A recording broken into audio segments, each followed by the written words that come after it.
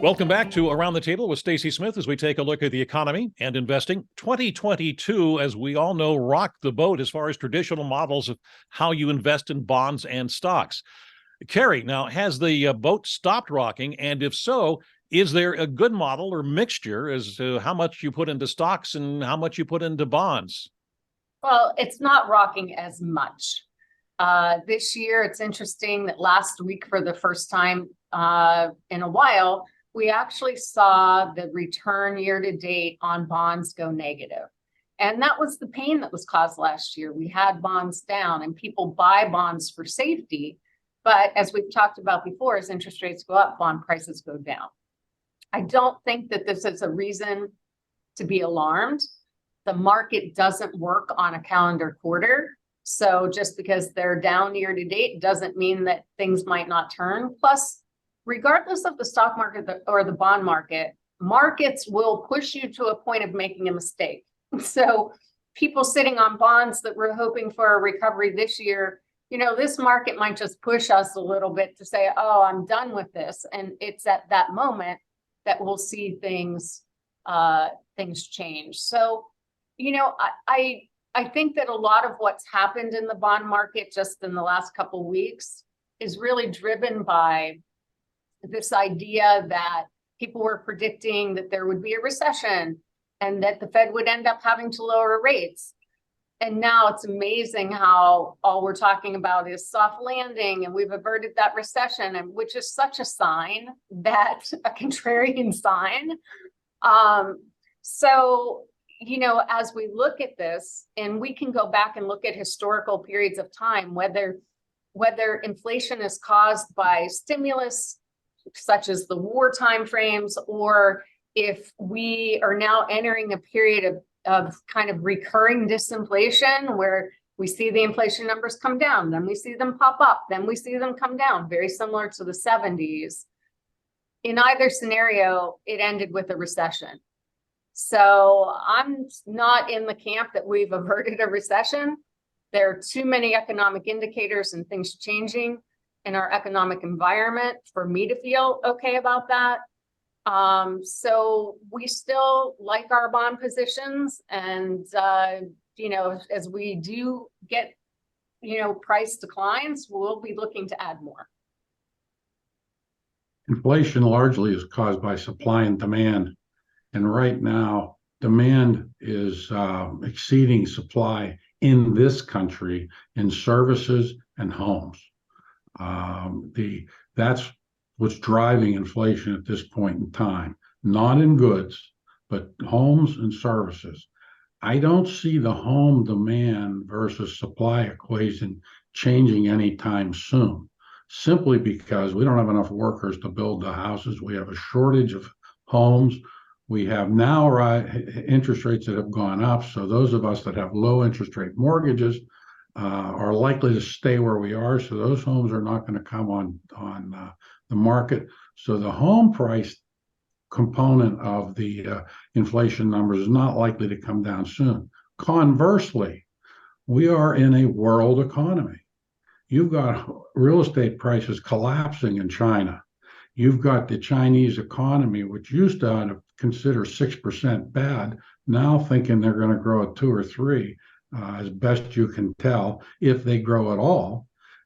You've got India surfacing as a growth engine from Asia. However, they've got a pretty undeveloped economy there. There's work that needs to be done before they will become the major player that everyone expects them to become eventually. So you've got Europe, which has been stagnant for decades.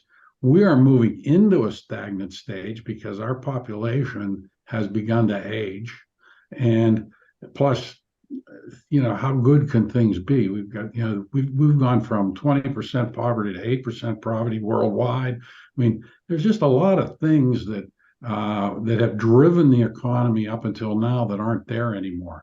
The only new thing that I can think of, and Kim, you're next, I guess, is the AI thing. Well, there's always the AI thing that's hovering out there. And the best way I can talk about it is this, that it is a technology or a group of technologies that can allow productive workers to become even more productive, right? And the US worker is a very productive worker. And I think the US continues to lead in expansion versus the two other areas of the world that are meaningful to our economy, and that would be China and Europe. I was going to talk about these anyhow, but you threw me to AI, so I had to address that. But looking at the world, I'm still the crazy optimist that the Fed is going to pause here, and they're going to have to do what they're going to do before the end of this year, because they don't want to be adjusting rates in an election year to look like they're for one side or the other. So they want to be apolitical. This is something we all have to hold in our heads, that however this ends in November is what we've got for the next, we'll say 12 months, okay? But the second thing is, I think China and Europe are very, very sick, and they are going to have to start reducing rates in meaningful ways. And that might drag us down because we don't want to have our super strong dollar. And finally, and we'll get this, I need Michael to say something here, but I don't know that we're ever going to have the classic recession anymore. I believe crisis is what is going to lead us into recession. And yes, Frank, it's because of technology, because businesses know what their supply and demand are, and they can quickly adapt to it. So we're not stuck with a lot of stuff sitting on the shelf that a recession clears out. So if you see a crisis out there, that is your recessionary driver, in my humble opinion. Michael, I'm going to try to get you back to the original question here, and that is, would you change, or what would be the model, in your opinion, right now between stocks and bonds, or do you just, how do you figure this out? It's a tough question, Stacy. I'll try to be brief because I don't want to go too much over, but when you put it into context 2022, you mentioned that, and I think it's important to reiterate how bad 2022 was for the bond market in recent history, right? The worst year for bonds in the past 45 years prior to last year was 1994. And in that year, bonds were down, I think, 2.9%, if memory serves. And then last year, the broad bond market was down like 13% or something. So orders of magnitudes worse than the worst bond market we've had in the past 45 years.